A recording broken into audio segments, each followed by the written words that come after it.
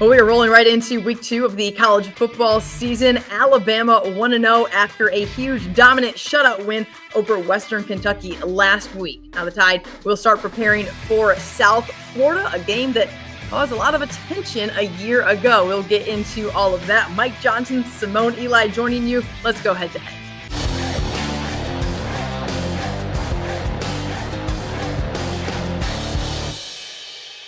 Welcome back in, everybody. Thank you for joining us here on Head to Head. Mike Johnson, we had so much positive reaction to you joining us here on the show. I know that I walked away learning more about the game, learning more about Alabama football just from our conversation. So I know that the viewers definitely feel the same. How'd you feel about week 1? You look back at the big win over the Hilltoppers.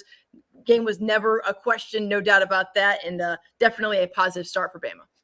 Yeah, I think the good thing, Simone, is that not only are we all learning together, we're learning this Kalen DeBoer era kind of together as well. Not expecting what exactly would happen in the game last week against Western Kentucky, not even really knowing what this offense would look like in totality, what the defense would look like, what this team would look like on the field. But it was a fun Saturday last week nonetheless, and I got my hoodie on for Kalen DeBoer and made sure I repped the more relaxed look that he had on the sideline last week. Yes. It's a different feel. It felt different watching that in Tuscaloosa, the selfies on the sideline and other things. If that had happened back when I was there, Coach Saban would have, got on a hang glider and come down from his box. But nonetheless, a lot of fun there in Tuscaloosa Saturday night. Yeah, I got a kick out of Kalen DeBoer coming out in the black sweatshirt, which, okay, he's wearing black. And he's wearing a sweatshirt. I mean, talk about I'm going to make this my own. All of that was his own because I don't know if this is the thing with Alabama, but I remember in high school when teams would introduce black, that became a thing. I don't know, sometime when I was maybe young high school time. And it was oh, that's not their color, but everyone wanted to wear black. And so when I was at Bowling Green, we played basketball there. We had black uniforms. It was just this huge point of contention with alums. It was that's not brown or that's not orange, which really cool colors, by the way. I love that for us. But so when he walked out in the black, I was oh man, this is a thing. I love it. It's great energy. Yeah, and like I said, it's just different. I was trying to warn you and everybody else last week talking about it that just take a breath. It's going to look different. Nobody's ever going to be Nick Saban. That doesn't mean this way can't be a good way, right, when you look at the way Kalen DeBoer does things. But look, you got the same victory that you would have if Coach Saban was there, and so I think all's well right now. Yeah, no question about that. Alabama gets it done 63-0 against Western Kentucky. Let's talk first because obviously there's a ton of high talking points when it comes to the offense. Let's sit that over here in this corner for just a moment and talk about this defensive unit, of course, led by former South Alabama head coach Kane Womack. Covered him for 3 years down here in Mobile, now at the SEC level as a coordinator. I felt as though they were clicking on all cylinders. It felt like the communication from the sideline to the field was where it needed to be, except for, the entire beginning of the game when there was no communication at all, at least in terms of the new headset situation. But he still walked away from it in typical Kane Womack form, saying, I want more. I want to see more. Swatting at the ball, trying to force turnovers. And that's a good thing to have if you're not satisfied with 63-0. Yeah, and look, I think that reeks of great coaches when you look at the great coaches that we've had in and around the country. And obviously, we can talk till we're blue in the face about Nick Saban at Alabama, but you look at the great coaches that we've had in college football, and their aim always is to not play to their opponent, to play to a standard. Sure. And I love the violence. I love the excitement that you saw last week on the defense, even from that first snap. Everybody flying around. It looked like the natural Alabama defenses that we've seen for the last 15 years. So that was one of the things I was holding my breath over, and to see those guys kind of fly around, being violent, kind of running to the football. I thought that was the first check mark. Yeah, it took just a very quick second for Alabama to get going really on both sides. I mean, defense pretty quickly, obviously the 3-and-out to start things, but then, interception, tied score, followed by interception, touchdown. I mean, it was just things just started to roll at that point. I'm not too concerned about the first drive. I mean, you're out there for the first time in front of 110,000 or however many it is there at Bryant-Denny. There's a lot going on. How did you feel like this game started, and did that give you confidence? I mean, Western Kentucky is no chump. We're not talking about, I'm not going to name names because I don't want people to be offended. Okay. We're not talking about a team that isn't a Division I football program that has won bowl games at a high level and done some impressive things offensively recently. But TJ Finley struggled. Alabama's defense took total advantage of it, and the offense went to work as well. I mean, how encouraged were you to see everybody clicking on all cylinders very quickly under a new regime in an atmosphere that was just lights out. I was excited about it. I think when you look at the two picks by Keon Sabb, I think that was one of the things we're all kind of pointing to. Even Nick Saban, right? When he's kind of making his predictions on the year, it's, well, they got to get the secondary figured out. And not to say that TJ Finley in Western Kentucky, like you said, is a great measuring stick, but there were no hiccups. And it looked like everybody was playing up front. Even got so many freshmen, it seemed like, to be a part of this game plan. You start to see these numbers and these names start to roll off. I thought Q Robinson as well, coming off the edge, getting the early sack, really looked good on defense. And I think that's really, Simone, where things are going to look a little bit different. You always saw the Will Andersons of the world kind of get to the depth of the quarterback and kind of bull rush. I saw more edge rushing this past Saturday than we have a lot of times in Alabama uniform. And I think that's kind of paid dividends because you have those great athletes and that speed coming off the edge. Yeah, no doubt. You mentioned that it's going to look different. It definitely did. But the offense looked like it picked up right where at times last year it left off. Jalen Milroe goes 7 of 9 for 200 yards, 3 touchdowns, also used his feet, almost 80 yards on the ground there. The Ryan Williams effect of what he is kind of brought to this program, maybe the dynamic ability, playmaking ability, of course. 2 catches, both for touchdown. The 84-yarder just got the entire place going. What did you think about this offense and the talented guys that they have been able to bring in and meshing it with the guys that are returning as well? Well, I think it's exciting. And first and foremost, a big shout out to Elijah Pritchett, right? He has to step over and play left tackle after pregame warmup. So that was a big thing. And you see there on the early Jalen Milroe sack, I think it was the first series, maybe second down. He gives up a sack, gets a little lean in his hips, kind of puts his face in there. And you could just tell he was a little bit rusty at his left tackle, kind of kick sets. But I thought he settled in nicely. And look, Jalen Milroe, to his credit, he scrambled a couple times, and then he stepped up in the pocket looking to scramble and then gets rid of the ball and throws it downfield. I think that's probably when Jalen Milroe is most dangerous. So I think this offense came together in a nice way. I'm a massive fan of Justice Haynes. I cannot see enough of Justice Haynes. Jim Miller brings his own great things to the offense as well, but I thought the running game really took over. You weren't asking Jalen Milroe to do a ton. He throws 9 balls down the field and has all these passing stats. And like you said, Ryan Williams takes over as well. I think it's exciting. I don't know that I'm looking long-term and kind of, wondering what this, how this matchup is against Georgia here in a few weeks or everything else going on. Yeah. But for 1 week, it was pretty nice to see the explosive offense kind of come to fruition. Keeping things in perspective, it's funny because you and Cole over on the Auburn show do the same exact thing. I get all hyped. I'm like, yeah, going into week 2, drop 63, shutout. It's like, let's go. Let's keep it rolling. And y'all are like, okay. Calm down. Chill out for a second. Okay, you're right. You're absolutely right.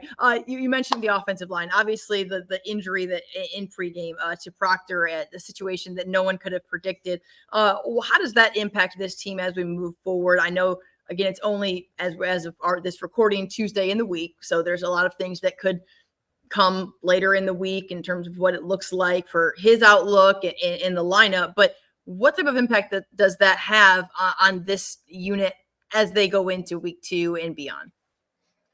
Well, I think it could have a big one when you look at what he brings and really what he is at his greatest. We expect him to take big leaps here in the second year. I know he took a little detour up to Iowa and he came back and he had his ups and downs last year as a true freshman. There's no doubt about it. But you just expect him to really protect that blind side this year of Jalen Milroe.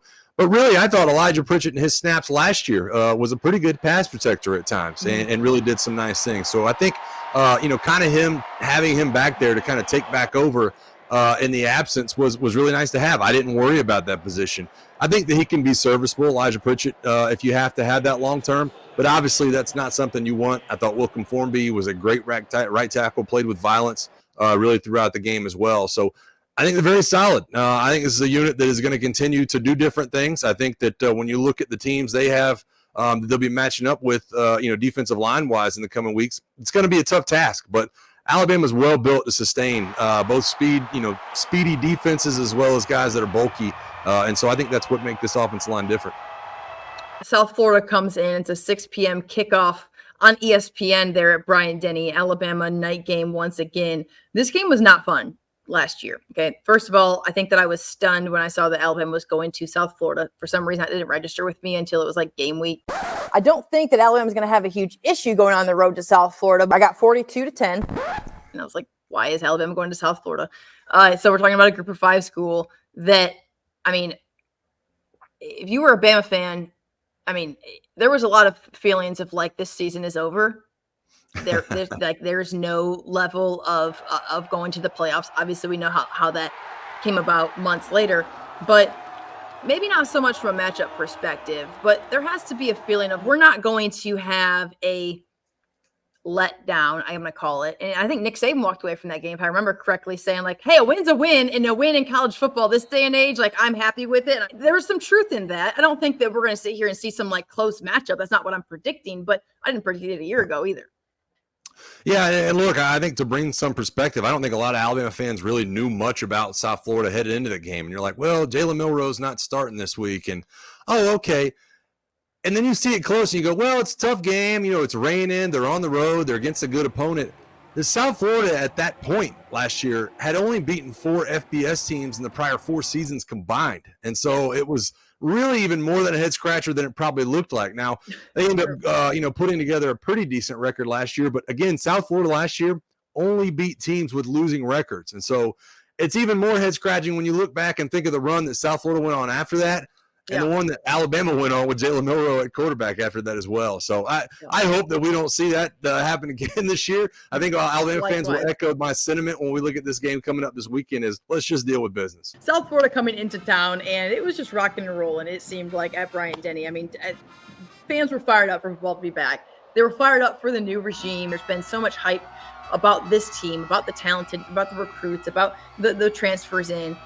When you look at what the opportunity is here on Saturday, what do you want to see the most from this Tide team as we transition from week 1 to week 2? I want to continue to see the physicality up front. You know, I think when Alabama is at its best, and you go back to the Trent Richardson-led teams, the Mark Ingram-led teams, the Derrick Henry-led teams, that's when they're physical up front with the offensive line and can run the ball downhill. Now, I love seeing Jalen Milroe run the ball. I think it's a complete X factor, but I'd rather see him use his legs to escape the pocket when necessary and step up in the pocket and really just be a threat in terms of eluding defenders and throwing the ball. I really want to continue to see this run game kind of come together. You know, so many times this past weekend, Alabama using different formations, different personnel groups, going 10 personnel, 11 personnel, 21 personnel, and just doing different things. You even saw Jalen Milroe score on an empty set where they actually run him on kind of a power kick play. And he scores with nobody else in the backfield with him with his legs. So that's really what I'm looking for. Keep the physicality up front, keep the excitement on defense in the front 7, and continue to kind of impose your will offensively with this offensive line. That offensive line is good enough to really lead this group to where it wants to go, and hopefully that trend will continue. Yeah, when I asked you for maybe talking points coming into the South Florida game, you mentioned the SEC connection, the coaching staff, and really the intricacies. I mean, college football is such a small world as it is already, but when you look at, a coach that has previous stops at an Alabama rival in Tennessee and what had been done maybe a couple of years ago, it's just those things that kind of play in the back of the minds of the people who really do know the behind the scenes, pull back the curtain of college football. Yeah, there is. And Alex Galesh is one of those guys, when you look at the head coach of South Florida, that I have some friends. Yeah, I'm from Florida, right? And so I've talked to people from South Florida.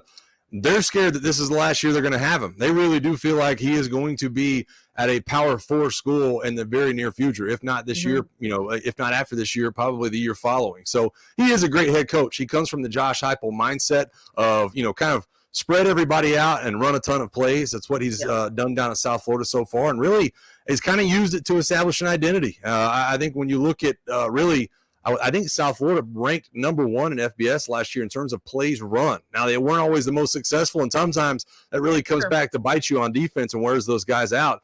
But get up to the ball, know exactly what you're doing, snap it fast. I think it's going to be a good, tough task for Alabama as they look down the road. A lot of other teams will try to do this if South Florida is successful this weekend. So Alabama will be at home. Then they will go to Wisconsin in a game and a matchup that we just otherwise don't typically see, but college football is as different as it's ever been. An 11 a.m. kickoff at Wisconsin. Then, of course, they welcome in Georgia, the one that everybody has circled there in week 4 of the season.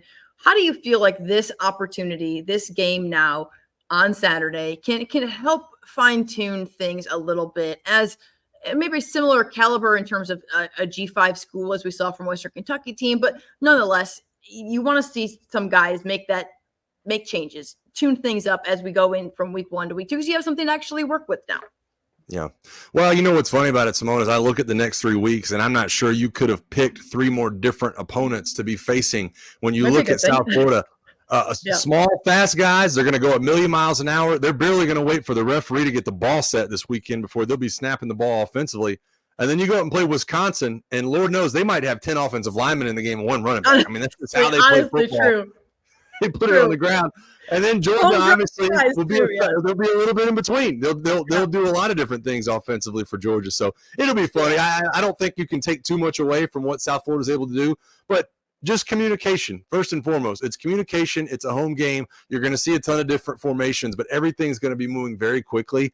If you're on the back end, and we just talked about that secondary that's kind of been remade this year, and a lot of young guys, how well can you communicate when that ball is flying around a million miles an hour this weekend for this offense from South Florida? All right, Mike, as we go into week 2 of the season, let's give our predictions. It'll be a 6 o'clock kickoff, a night game, Bryant-Denny, Alabama, a 31-point favorite right now is the line. That's a pretty big number there. What do you feel like this one will look like on the scoreboard when it hits triple zeros there in T-Town? Well, I didn't expect what I saw last weekend, to be honest with you. The explosiveness, receivers running wide open, obviously running backs able to outrun members of the secondary. So I'm going to kind of up the ante a little bit offensively for Alabama. South Florida is a better team, in my opinion, than Western Kentucky, but they're not a great team. Still not yet. I think they'll be much improved, although they do have a ton of starters back. So I think I'm looking somewhere Alabama 55, maybe South Florida in the 13 to 17 range. I do think they'll probably score a touchdown or a points period, which will be a little bit different this weekend. There weekend. are positive comments about Mike that we had from week 1. Week 2, those are going to drop off now. Bama's giving up. Fair enough. Look, I'm telling you what I see. I think there will probably be a touchdown at some point. There's too much speed out of the quarterback, Byron Brown, to not make it happen. But I think they'll be few and far between, and I think Alabama will feast on offense once again. Yeah, I don't disagree necessarily, though I did say the same thing about Western Kentucky last week. I mean, the Hilltoppers could have kicked a field goal at times. I respect teams that are like, hey, we're not going to do that when we're down 4 touchdowns. Like, let the guys get a shutout if they've earned the dang shutout. Like, don't just put 3 on the board just to, like, pat yourself on the back. So shout out to Coach Helton for not being that guy. One of my biggest, annoyances in life. And not everyone is like that, though. All right, I mean, I agree with you. I think South Florida might see – I'm going to throw them a bone. I'll give them 7. Alabama, I like somewhere in the 50s. I don't even know. I'm not good at this numbers game. Sometimes I'm sitting here trying to add a bunch of 7s, throw in a 3 here and there. So I'm going to say somewhere in the high 40s. I really am not a sports better myself. So that's what I'm going to go with, Mike. Somewhere in the high 40s to 7, maybe. We'll see. I think I'll sleep good at night if either one of us are in the ballpark. I'll be okay on Saturday. I like it. All right, guys, it's been another fun week here on Alabama's head-to-head with Mike Johnson. Mike, appreciate your insight, your input as well, and looking forward to next week as we prepare for a P45, whatever number it is now, opponent in Wisconsin. And my expectation is Alabama to be 2-0 going into that matchup. So appreciate your time and appreciate y'all tuning in. We will see you next week. For Mike Johnson, I'm Simone Eli. Have a good one. Brought to you by Alabama Beef Farmers and Ranchers.